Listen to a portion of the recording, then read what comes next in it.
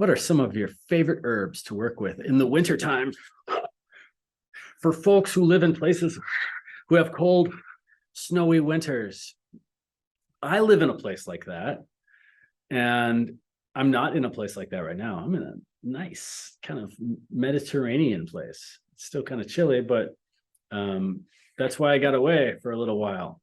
I work with herbs for winter time very frequently, and so I have some favorites. Let me tell you about them. I like herbs that will stimulate the circulation, and that's where I'd like to start. Just herbs that, so use your imagination from here. The ones that I'm starting to become kind of a new century Thompsonian, and that I really understand a lot of I really understand Samuel Thompson, the herbalist from the 1700s, his philosophy very well when it starts to get cold, because his whole philosophy was about improving the circulation and allowing and improving the vitality in the core and allowing the circulation to flow freely so that there's multiple pathways for healing outwards and coming in. And for me, as a student of ether physics, I also comprehend the difference between energy being generated from a temperature differential. So I think it's really, really, really important to have something that maintains the open connectivity between our core, which has a warm temperature, and the differential being our periphery, and not to have that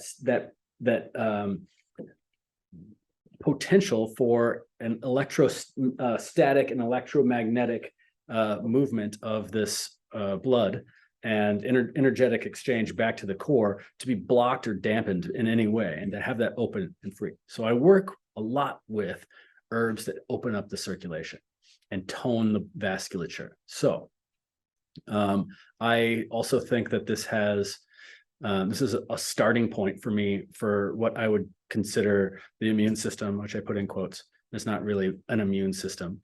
It's not like something that you can extract and be like, aha, that's the immune system. Like you can with, the nervous system, for example, or the digestive system. There's isolation of these systems, but immune system is just kind of a theoretical thing. And in my opinion, it's really important to have that open and free from the core to the periphery. So bilberry leaf, bilberry. I make a tea called Cold Feet. It's got bilberry leaf, bilberries. What else has it got? Cinnamon. It's got some, yarrow again. I wish I would have thought about looking at this one. I like cayenne a little bit. Of course, the new age Thompsonian would say that. Yeah, I would.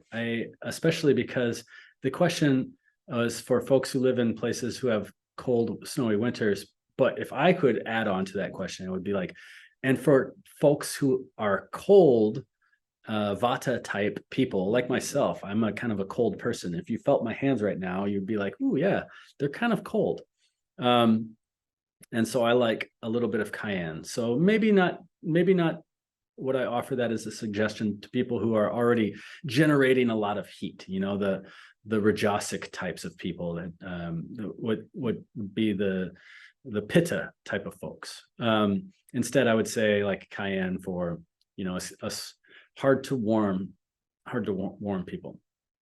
And then I like fatty broths. And then I know this isn't an herb, but it's a herbal remedy. It's in the herbalist repertoire. And in a fatty broth, like I'm talking about bone broths, like with bones and bone marrow. And I'm not talking about like the, if you're going to make a vegan version of that, and it's going to be like a mushroom broth, it's got to have a lot of fat. So add a lot of fat to it, and then throw in your bone broth ingredients, onion skins or onions, garlic, the things that you're peeling away from your vegetables, put them into a bag, put them in your freezer every few days when you're making a broth. That's what I do in my house, make it every few days.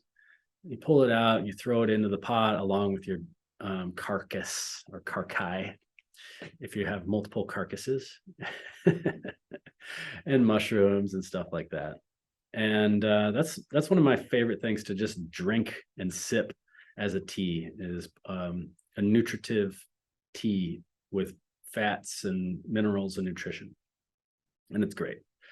And I think that should answer that question for now. So great question, very relevant.